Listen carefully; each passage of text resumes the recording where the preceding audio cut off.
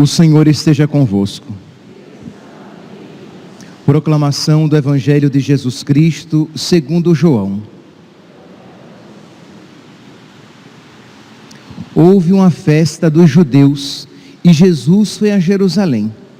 Existe em Jerusalém, perto da Porta das Ovelhas, uma piscina com 5 pórticos, chamada Betesda em hebraico. Muitos doentes ficavam ali deitados, cegos, coxos e paralíticos. De fato, um anjo descia de vez em quando e movimentava a água da piscina. E o primeiro doente que aí entrasse, depois do borbulhar da água, ficava curado de qualquer doença que tivesse. Aí se encontrava um homem que estava doente havia 38 anos. Jesus viu o homem deitado e, sabendo que estava doente há tanto tempo, disse-lhe: queres ficar curado? O doente respondeu: Senhor, não tenho ninguém que me leve à piscina quando a água é agitada. Quando estou chegando, outro entra na minha frente. Jesus disse: levanta-te, pega a tua cama e anda. No mesmo instante, o homem ficou curado, pegou a sua cama e começou a andar. Ora, esse dia era um sábado, por isso os judeus disseram ao homem que tinha sido curado: é sábado, não te é permitido carregar tua cama. Ele respondeu-lhes: aquele que me curou disse: pega a tua cama e anda. Então lhe perguntaram: quem é que te disse? Pega a tua cama e anda. O homem que tinha sido curado não sabia quem fora, pois Jesus se tinha afastado da multidão que se encontrava naquele lugar. Mais tarde, Jesus encontrou o homem no templo e lhe disse: eis que estás curado, não voltes a pecar, para que não te aconteça coisa pior. Então o homem saiu e contou aos judeus que tinha sido Jesus quem o havia curado. Por isso, os judeus começaram a perseguir Jesus, porque fazia tais coisas em dia de sábado. Palavra da salvação.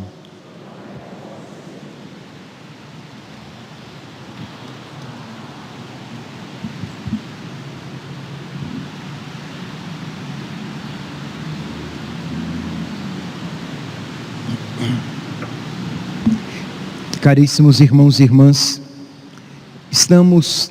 desde ontem, nós estamos ouvindo a proclamação do Evangelho de São João. Agora, até a Páscoa, nós iremos ouvir constantemente esta leitura do Evangelho de São João, que nós iremos ver que há um crescimento no ódio dos judeus. Isto é, enquanto Jesus vai deixando cada vez mais clara a sua messianidade, que ele é o Messias, vai se tornando cada vez mais profundo o ódio no coração dos fariseus, dos saduceus, que querem a morte de Jesus. Isto é, não obstante as coisas boas que Jesus tem feito, o ódio cresce cada vez mais. Não obstante Jesus deixar cada vez mais clara a sua divindade, isto é, que ninguém fez as coisas que ele estava fazendo, que não tinha como não reconhecer algo de sobrenatural em tudo aquilo que ele estava fazendo. Não obstante tudo isso, existia uma decisão má no coração dos fariseus e saduceus, que queriam a morte de Jesus. Isto é, aquilo que nós chamamos de pecado contra o Espírito Santo. Isto é, uma decisão no mal. Você se endurece no mal e se fecha totalmente à graça. Então este fechamento à graça vai se tornando cada vez maior.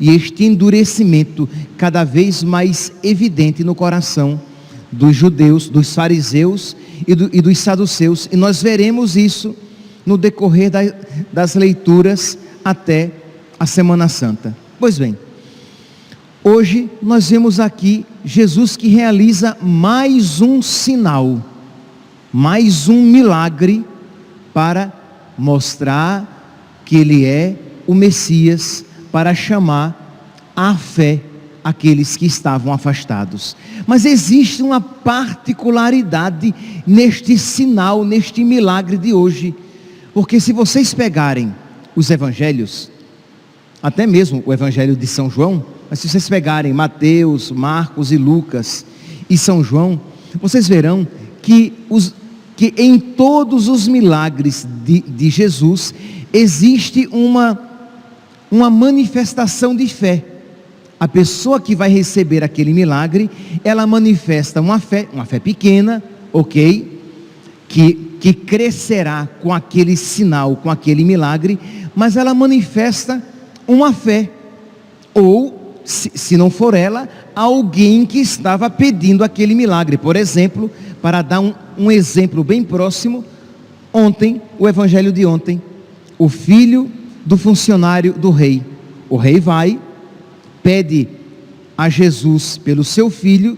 Jesus diz: pode ir, ele está curado, ele está vivo.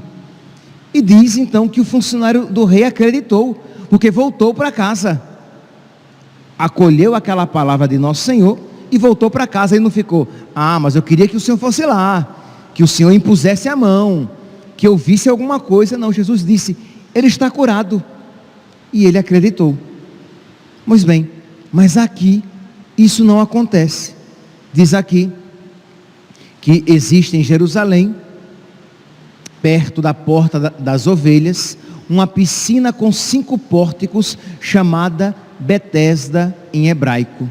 Muitos doentes ficavam ali deitados, próximos àquela piscina, porque existia uma história que dizia que de vez em quando um anjo descia, movimentava as águas, e quem entrasse primeiro ficaria curado de qualquer doença. Então Jesus encontra diz aqui no versículo 5, João capítulo 5, versículo 5: aí se encontrava um homem que estava doente havia 38 anos. Jesus viu o homem deitado e, sabendo que estava doente há tanto tempo, disse-lhe: queres ficar curado? O homem não pediu a cura, o homem não manifestou a fé em nosso Senhor, o homem nem sequer se tinha voltado para Jesus, mas Jesus tomou essa iniciativa. Ele viu aquele homem doente há 38 anos, que mal podia se arrastar até a piscina, porque ele diz que quando a piscina é movimentada, outros vão na frente dele. Nós podemos aqui imaginar, meus santos, o que é uma pessoa sofrendo há 38 anos. O que é uma pessoa ali naquele lugar, uma pessoa abandonada há 38 anos. Uma doença que a castiga há 38 anos, que faz com que ela sofra a fome. Sim, porque ele não trabalhava, ele mal podia se arrastar até aquela piscina, ele não trabalhava, ele dependia daquilo que lhe davam. Então frequentemente ele experimentava a fome, ele experimentava também o abandono, porque ele não tinha ninguém que o levasse até a piscina. Então ele não tinha ninguém por ele. Você pode imaginar, talvez nós possamos imaginar a distância, o que significa alguém sozinho, doente, passando privação, experimentando a fome há 38 anos.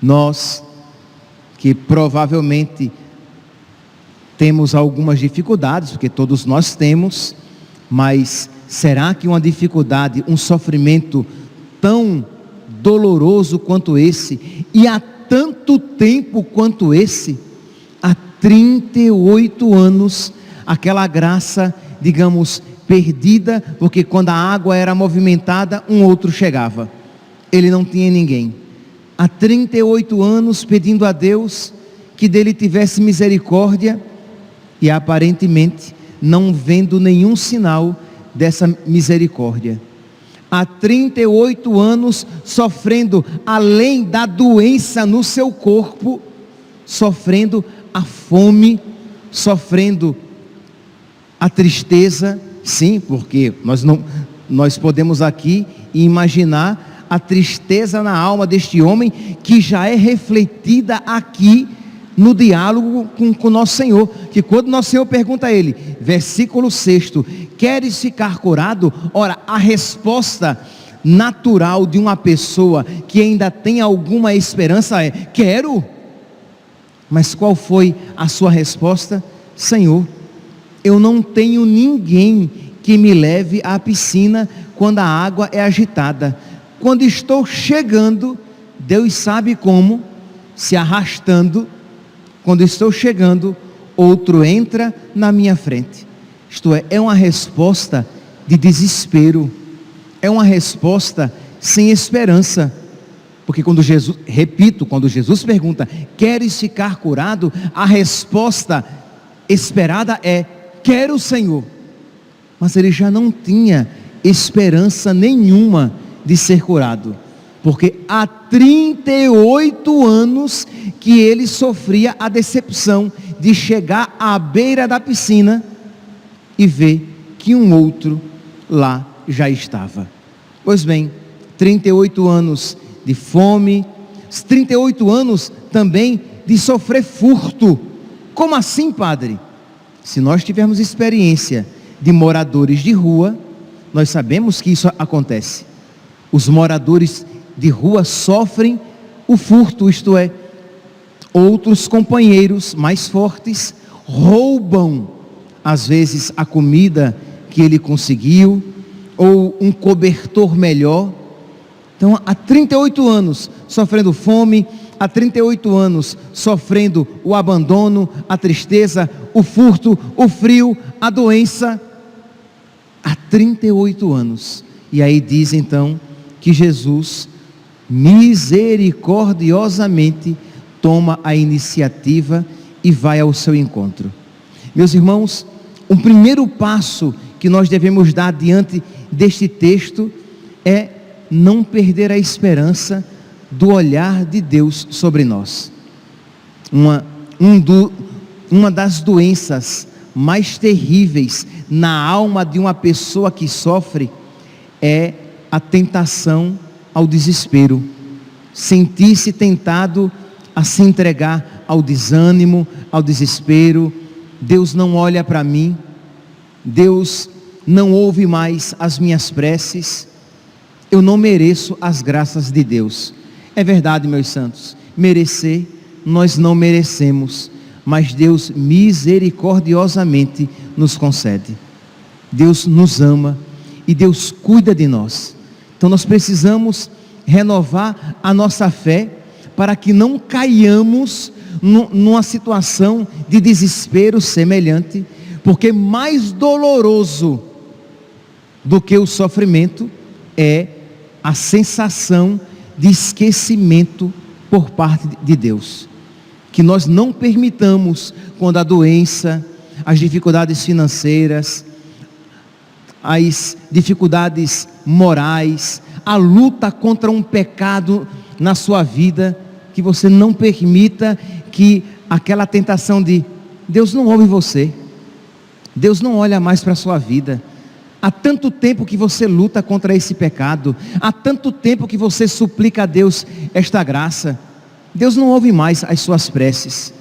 Que você então, na fé, que você diga, eu creio na bondade de Deus, eu creio. Você vai dizer, mas padre, mas é muito duro dizer isso, porque eu digo isso com a boca, mas os meus olhos veem uma circunstância diferente, mas não diga apenas com a boca, diga com a fé: Deus cuida de mim. Existe um trecho no livro de Abacuque, eu não trouxe aqui, mas eu posso depois procurar e enviar nos grupos, um trecho bonito do livro de Abacuque, que diz assim: ainda que não haja mais ovelhas no aprisco, nem gado nos currais, mesmo assim eu creio em Deus. Isto é, mesmo que me falte o necessário, mesmo que aparentemente eu pareça ver o abandono de Deus, eu creio no amor de Deus. Eu comentava com uma pessoa por esses dias uma frase de um prisioneiro judeu de Auschwitz, ele preso, tendo como certa a sua morte, sofrendo todos aqueles maus tratos naquele campo de concentração, e ele escreve na parede da sua cela: Senhor, ainda que me mates, eu creio em ti. Isto é, ainda que o Senhor permita a minha morte, ainda que eu venha perder a minha vida, eu creio em ti. Isto é uma fé poderosa. E você dizer: Senhor, com a tua graça, independentemente do que me aconteça, eu creio no teu amor. Quem aqui está disposto a fazer uma prece semelhante? Quem aqui está disposto a dar essa alegria ao coração de nosso Senhor? Sim, porque é uma alegria, porque não há, uma das maiores tristezas que nós podemos dar ao coração de nosso Senhor é duvidar do seu amor. Como é que nós podemos duvidar do amor de Deus olhando o crucificado? Não há maior amor do que aquele que dá a vida pelos seus amigos. Ora, como é que nós podemos duvidar então do amor de Deus? Então, se nós queremos dar a alegria a nosso Senhor, digamos confiando na sua graça, na graça dele. Digamos confiando na sua graça: Senhor, independentemente do que me aconteça, eu creio no teu amor, na tua bondade e na tua providência. Esta é uma fé que alegra o coração de Deus.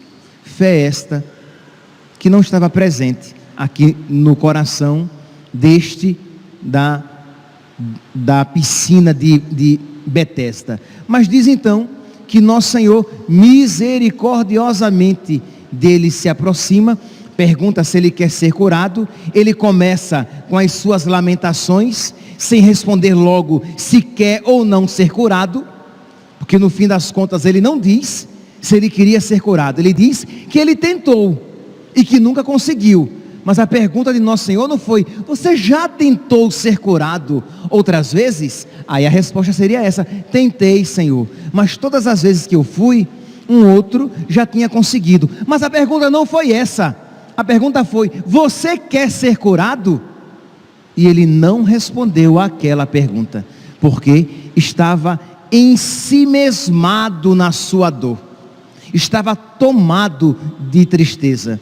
O beato Carlo Acutis, ele tem uma frase bonita, ele diz assim, até copiei para não esquecer: a tristeza é o olhar para si, a felicidade é o olhar para Jesus. Então, quando você tem um olhar voltado para si, simplesmente, quando você está ensimesmado, ensimesmada, numa situação de sofrimento, você vê apenas dor, você vê apenas escuridão, você vai ser tomado simplesmente, revestido simplesmente pela sua dor, porque é da sua dor que você nutre, é da sua dor que você se nutre, porque você está ensimesmado e fechado na sua dor. Mas quando você direciona os seus olhos para Jesus, você pode então compreender a felicidade, encontrar a felicidade. Mas este homem estava preso na sua dor. Jesus pergunta: você quer ser curado? E ele não sai da sua dor, lambendo as suas feridas como um cão lambe as suas chagas. E nós muitas vezes assim nos encontramos quando estamos sofrendo. Ficamos tão presos nos nossos problemas que não conseguimos nos abrir para a fé. Então Jesus, mesmo sem ele pedir, mesmo diante daquela pergunta de nosso Senhor, Jesus diz: levanta-te, pega a tua cama e anda. E diz então que ele nem sabia ainda quem era aquele homem. Ele pegou a cama e foi-se embora. Os judeus se encontraram com ele, carregando a cama em dia de sábado, perguntam a ele quem deu a ele permissão de carregar a cama. Ele disse: olha, aquele, eu nem sei quem foi, aquele que me curou, disse: pega a tua cama e anda. Então, eles perguntaram: e quem te disse, pega a tua cama e anda? O homem que tinha sido curado não sabia quem fora. É depois que ele se encontrará novamente com nosso Senhor e que ele vai descobrir quem é Jesus. E Jesus que lhe diz, e com esta frase, com esta reflexão eu quero terminar a homilia. E Jesus que lhe diz essa frase tão profunda, diz: mais tarde, Jesus encontrou o homem no templo e lhe disse: eis que estás curado, não voltes a pecar, para que não te aconteça coisa pior. Mas, meus irmãos, que coisa pior poderia acontecer a um homem que sofrera 38 anos? Fome, a doença, o frio, o furto, a tristeza, o abandono, a solidão. Que sofrimento maior poderia acontecer? Ora, se os seus olhos estão voltados apenas para você, você vai dizer: nada de pior poderia lhe acontecer. Mas se os seus olhos estão voltados para Jesus, você vai dizer: o pior que poderia lhe acontecer é perder Jesus por toda a eternidade. Meus irmãos, para um coração que não tem fé, perder Jesus é uma coisa qualquer. Para um coração que não tem fé, não ir para o céu é apenas uma frugalidade. Mas para um coração que crê, perder o céu é perder a condição da possibilidade da verdadeira felicidade. E eu nem estou falando aqui de: padre, a coisa pior que poderia acontecer a ele é ir para o inferno.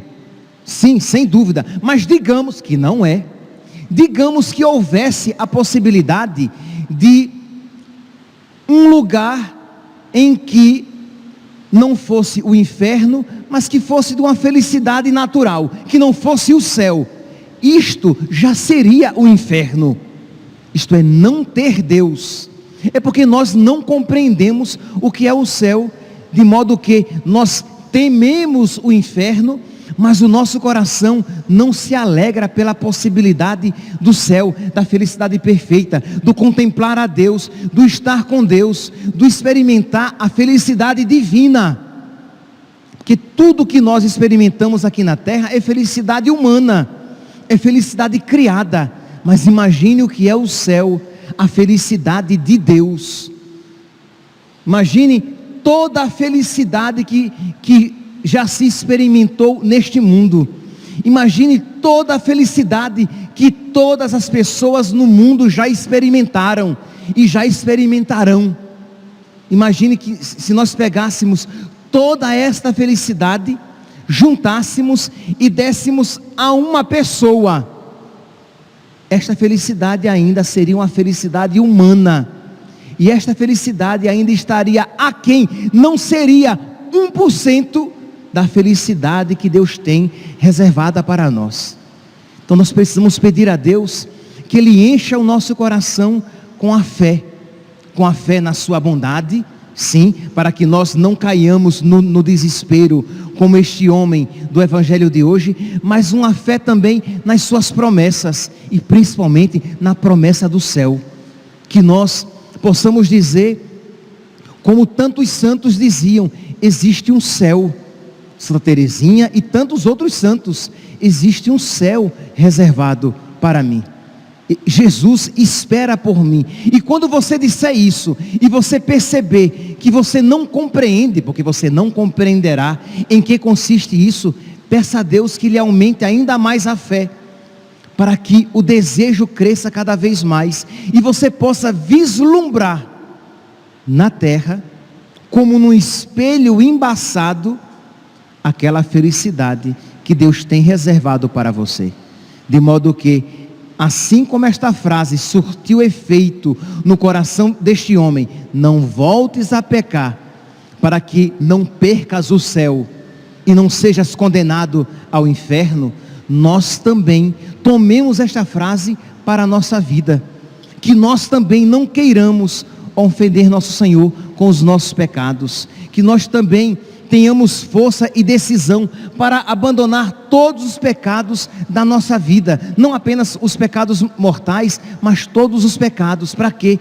Para que nós não percamos o céu, para que nós não sejamos condenados ao inferno, mesmo que isso custe a você abandonar algo a que você se sente apegado, mesmo que isso custe a você abandonar um pecado a que você se encontra atrelado, amarrado, algemado há muito tempo, quem sabe há 38 anos. Isto é, que você diga: padre, mas há tanto tempo eu me sinto preso a este pecado, mas não apenas preso contra a minha vontade, mas preso até com o meu consentimento. Eu amo este pecado.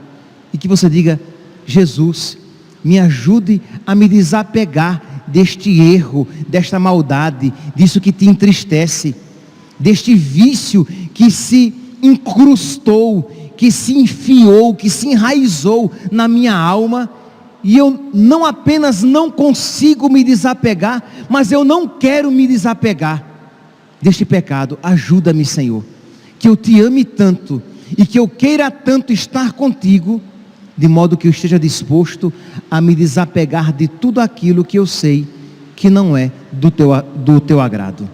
Que nós então, meus santos, ouvindo esta palavra de nosso Senhor, não voltes a pecar, para que não te aconteça coisa pior, que esta palavra surta efeito e faça frutificar, frutos de santidade e generosidade no nosso coração. Louvado seja nosso Senhor Jesus Cristo, para sempre seja louvado.